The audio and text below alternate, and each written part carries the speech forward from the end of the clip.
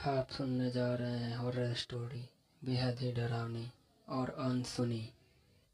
एक बार की बात है, एक बार एक क्राइम रिपोर्टर अपनी गाड़ी से कहीं जा रहा होता है, लेकिन अचानक उसकी गाड़ी के सामने आकर एक बेसुध आदमी अचानक से गिर जाता है। तभी अचानक क्राइम रिपोर्टर अपनी गाड़ी का अचानक ब्रेक लगा लेता है, लेकिन वह बहुत ही घबरा जाता है।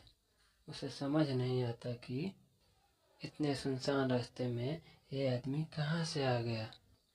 तभी वह हिम्मत करके गाड़ी से बाहर निकलता है और उस आदमी को उठाता है।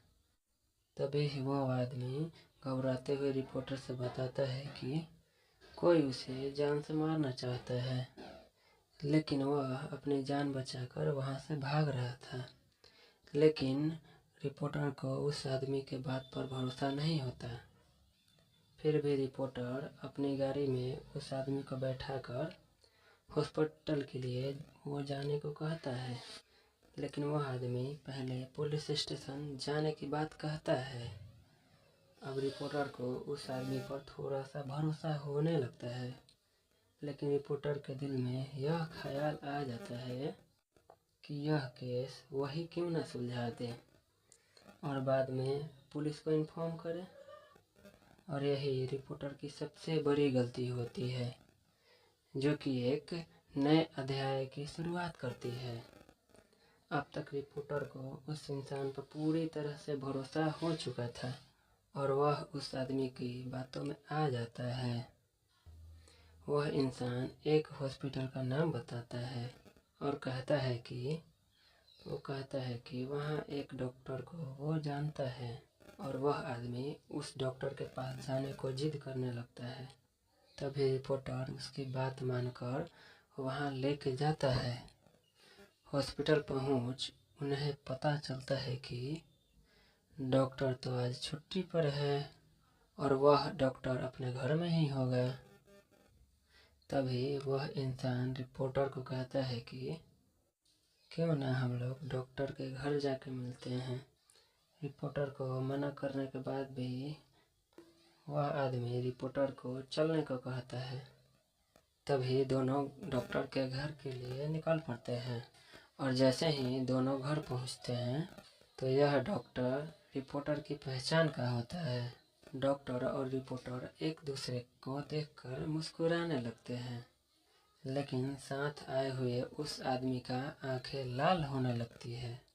उस आदमी के अंदर अजीब सा गुस्सा दिखाई देने लगती है।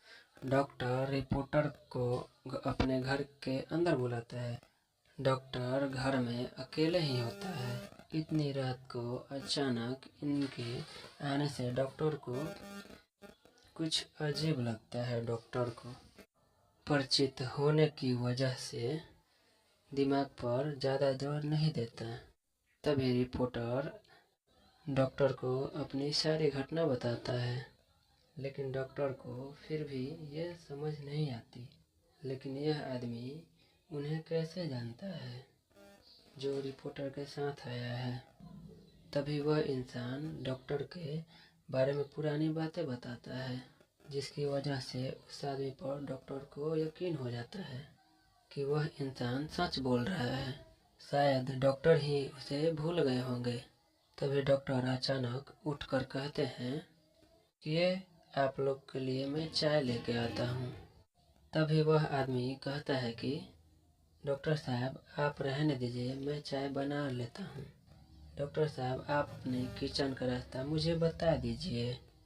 लेकिन डॉक्टर को यह अनुचित लगता है, तो वह उसे मना करते हैं, लेकिन वह इंसान काफ़ी जिद करने लगता है। तो डॉक्टर साहब को उस आदमी को मजबूरन अपने किचन का रास्ता दिखाना पड़ता है, और डॉक्टर किचन में जाकर उस आदमी को चाय का सामान देते हैं और बाहर चले आते हैं।